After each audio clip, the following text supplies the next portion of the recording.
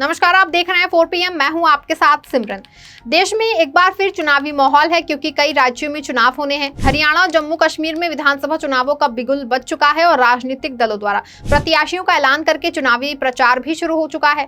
जबकि झारखंड और महाराष्ट्र में इसी साल विधानसभा चुनाव होने हैं, तो वहीं बिहार और दिल्ली में भी विधानसभा चुनावों को लेकर सुगबुगाहट जारी है क्योंकि तय समय के मुताबिक इन दोनों राज्यों में साल 2025 में विधानसभा चुनाव होने हैं।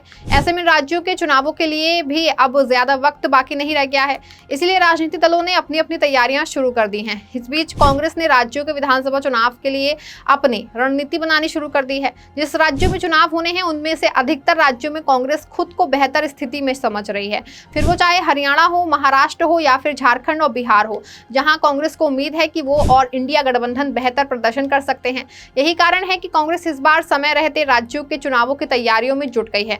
कांग्रेस का प्रयास है कि लोकसभा चुनावों के परिणाम से प्रेशर में आई भाजपा को उभरने का मौका ना मिल सके। काफी हद तक ये सोच भी है कि अगर इन राज्यों के विधानसभा चुनावों में भाजपा के लिए परिणाम अच्छे नहीं रहे तो आने वाले वक्त में उसकी तकलीफें और भी बढ़ सकती हैं और तब उसे बैसाखियों के सहारे टिकी केंद्र की एनडीए सरकार को भी चलाने के लिए मशक्कत करनी पड़ सकती है, या यूं कहें कि तब उसकी केंद्र की खिचड़ी सरकार भी संकट में आ सकती है। इस बात को भाजपा और कांग्रेस दोनों ही बेहतर तरीके से समझते हैं, इसीलिए कांग्रेस ने अब आगामी विधानसभा चुनावों के लिए अपनी कमर कस ली है और उसने अपनी रणनीति तैयार करना, उस पर काम करना जो है वो शुरू कर दिया है। विधानसभा चुनावों के मद्देनजर कांग्रेस अब माइक्रो मैनेजमेंट पर जोर दे रही है। इसी क्रम में कांग्रेस के शीर्ष नेतृत्व ने 4 राज्यों महाराष्ट्र, झारखंड, हरियाणा व जम्मू कश्मीर के लिए अपने 72 पर्यवेक्षकों के साथ एक मंथन किया। बेशक इस बैठक में लोकसभा में नेता प्रतिपक्ष राहुल गांधी मौजूद नहीं रहे क्योंकि वो अभी विदेश में है, लेकिन अन्य शीर्ष नेतृत्व ने चुनावों को लेकर मंथन किया, जहां पर्यवेक्षकों को माइक्रो मैनेजमेंट पर जोर देने के लिए बोला गया। जाहिर है कि इन 4 राज्यों के मद्देनजर कांग्रेस ने लोकसभा सीटों के लिहाज से हर राज्य की हर सीट पर एक पर्यवेक्षक नियुक्त किया है। जो पार्टी के सीनियर लोग हैं उसमें टॉप लीडरशिप की ओर से ये पर्यवेक्षकों के साथ वॉर रूम इंचार्ज को भी बुलाया गया था। इसके अलावा बैठक में झारखंड के प्रदेश अध्यक्ष केशव महतो कमलेश भी मौजूद रहे। साथ ही इस मीटिंग में कांग्रेस अध्यक्ष मल्लिकार्जुन खड़गे, संगठन महासचिव केसी वेणुगोपाल, पार्टी के मीडिया विभाग के प्रमुख पवन खेड़ा ने भी अपनी तरफ से टिप व मशवरे दिए। कांग्रेस इस बार इन राज्यों में हर हाल में अपनी और इंडिया गठबंधन की सरकार बनाना चाह रही है। इसके लिए पार्टी अभी से ही जी तोड़ मेहनत कर रही है। बैठक में इन पर्यवेक्षकों को अपने लोकसभा इलाके में आने वाली विधानसभा सीटों के लिए समन्वय व तालमेल के साथ पार्टी के सीनियर नेताओं, स्टार प्रचारकों व प्रदेश के नेताओं व उम्मीदवारों की टीम के साथ समन्वय करने से लेकर अपने अपने राज्य के वॉर रूम से लेकर लोकसभा सीट के बीच बने वॉर रूम के बीच तालमेल को देखने को मिला। कांग्रेस की इस उच्च स्तरीय बैठक में कांग्रेस के 5 न्याय, युवा न्याय, नारी भागीदारी न्याय, किसान न्याय और रोजगार न्याय को जन जन तक पहुंचाने का निर्देश दिया गया, जिसे बूथ स्तर पर बनाए जा रहे बूथ लेवल एजेंट के माध्यम से ये टास्क पूरा किया जाएगा। इन पर्यवेक्षकों से कहा गया है कि वो अपने अपने इलाकों में जाकर के उन कार्यकर्ताओं को घर से निकालें जो किसी वजह से घर बैठे हैं या बैठ गए हैं, उनसे बात करके उनकी नाराजगी को जाने व समझें। राहुल गांधी की भारत जोड़ो यात्रा के बाद से कांग्रेस अब पूरे देश में अपने हर कार्यकर्ता के साथ उनको लेकर के चलने की रणनीति पर काम कर रही है और इसके लिए वो उनसे मिल भी रही है और उनकी हर तरह की नाराजगी को भी दूर करने का प्रयास कर रही है। इसी तरह से इन पर्यवेक्षकों को बूथ पर काम करने वाले कार्यकर्ताओं को भी एक्टिव करने, उनका मनोबल बढ़ाने, उन्हें पार्टी की प्रचार रणनीति से जोड़ने की जिम्मेदारी दी गई है। कांग्रेस नेतृत्व का मानना है कि हर पर्यवेक्षक का लक्ष्य होना चाहिए कि वो अपने इलाके के हर घर तक पार्टी को पहुंचाए, घर घर तक पहुंचाने की कोशिश होनी चाहिए। वहीं पर्यवेक्षकों से कहा गया है कि वे ये सुनिश्चित करें कि जमीन पर लोगों के बीच कांग्रेस का गारंटी कार्ड ना सिर्फ लोगों तक पहुंचे बल्कि लोग उसे समझे भी। कांग्रेस ने इन पर्यवेक्षकों को अपने इलाके की सिविल सोसाइटी के लोगों से मिलाने के लिए भी कहा गया है। उनसे मिलकर जमीनी समस्याओं व लोगों के मुद्दे को समझकर उनसे संवाद बनाएं। खुद राहुल गांधी भारत जोड़ो यात्रा के बाद से समाज के हर तबके तक पहुंचने का प्रयास कर रहे हैं। वे आए दिन लगातार किसानों, मजदूरों, motor mechanic, truck drivers, DTC बसों के कर्मचारियों व मोची से मिल रहे हैं। राहुल गांधी का मकसद है कि समाज के छोटे से छोटे तबके तक भी पहुंच जाएं और उनकी समस्याओं को जाना जाए।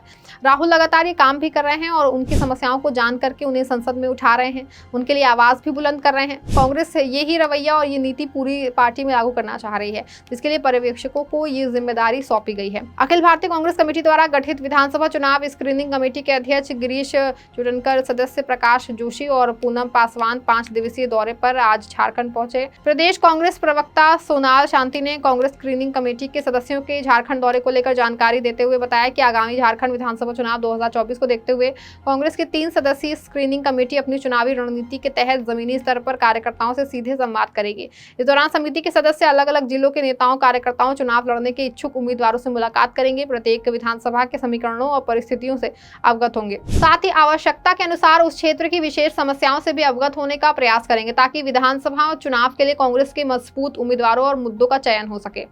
जाहिर है कि कांग्रेस लोकसभा चुनावों के परिणाम के बाद से उत्साहित है और अब पार्टी अपने प्रदर्शन को इन राज्यों के विधानसभा चुनावों से में बेहतर करना चाहती है ताकि भाजपा पर जो दबाव बना है वो बना रह सके।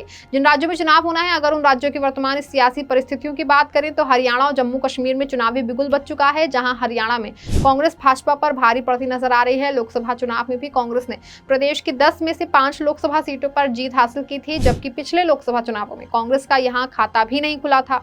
लोकसभा चुनावों में स्पष्ट किया गया है कि हरियाणा में कांग्रेस को लेकर लोगों का रुझान है, जबकि बीजेपी के प्रति लोगों में गुस्सा है। हरियाणा में किसानों की नाराजगी भी भाजपा को नुकसान पहुंचा रही है, जिसका लाभ कांग्रेस उठा रही है। तो वहीं जिस तरह से टिकट को लेकर बीजेपी में अंतर्कलह सामने आई है, उसने भाजपा के लिए मुश्किलें और भी बढ़ा दी हैं। तो वहीं कांग्रेस के लिए ये राह आसान बना दी है, क्योंकि कई भाजपा नेताओं ने कमल को छोड़कर हाथ को थाम लिया है। ऊपर से कांग्रेस ने चुनाव मैदान में महिला पहलवानों के आंदोलन की नेतृत्वकर्ता और भाजपा की स्टार पहलवान विनेश फोगाट को भी जुलाना विधानसभा सीट से उतारा है। विनेश को जो समर्थन मिल रहा है उसका असर सिर्फ जुलाना ही नहीं बल्कि अन्य सीटों पर भी देखने को मिल सकता है। हालांकि आम आदमी पार्टी से कांग्रेस का गठबंधन न होना और दोनों दलों के अलग अलग चुनाव लड़ने से बीजेपी की उम्मीद है कि जो वोट बटेगा उसका लाभ उसे मिल सकता है, लेकिन उसकी उम्मीद पर भी कब नजर कम आ रही है। ये कारण है कि जिसकी वजह से कांग्रेस हरियाणा में बीजेपी पर भारी पड़ रही है। वहीं जम्मू कश्मीर में कांग्रेस ने नेशनल कॉन्फ्रेंस के साथ गठबंधन किया है। दोनों दलों के एक साथ चुनाव मैदान में आने से इंडिया गठबंधन यहां भी बीजेपी पर भारी पड़ता दिख रहा है।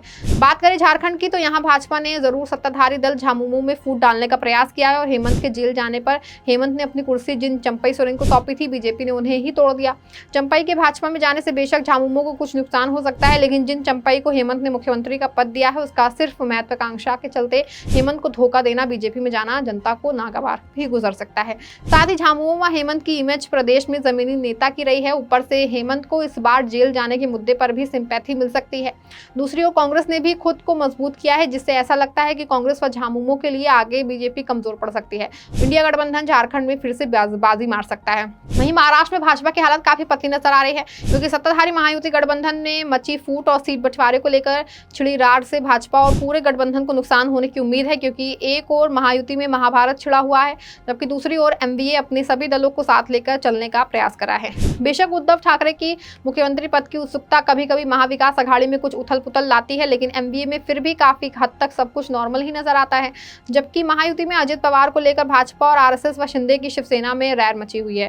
दरअसल आरएसएस से लेकर महायुति के अधिकतर सदस्य अजित पवार को महायुति में बर्दाश्त नहीं कर पा रहे हैं। वहीं अजित पवार अब विधानसभा के लिए जितनी सीटों की उम्मीद लगा रहे हैं, वहां भी उन्हें सिर्फ निराशा मिल रही है। इसीलिए महायुति मचा महाभारत महाराष्ट्र में महाविकास अघाड़ी को मजबूत बनाता है। कांग्रेस महाराष्ट्र में लोकसभा चुनावों को जिस तरह से उभर कर आई है, उसको देखकर विधानसभा में पार्टी के अच्छे प्रदर्शन की उम्मीद है। फिलहाल कांग्रेस इस बार काफी एक्टिव नजर आ रही है और वो किसी भी कीमत में इन 4 राज्यों को विधानसभा चुनावों में भाजपा को फिर से हावी होने का मौका नहीं देना चाहती है। इसलिए अभी से ही अपनी रणनीति बनाने में जुट गई है। देखते हैं कि इन राज्यों में क्या होता है और कौन किस पर भारी पड़ता है। खबर में फिलहाल बस इतना ही। ऐसी तमाम राजनीतिक खबरों के लिए बने रहें, जुड़े रहें 4 PM के साथ। धन्यवाद।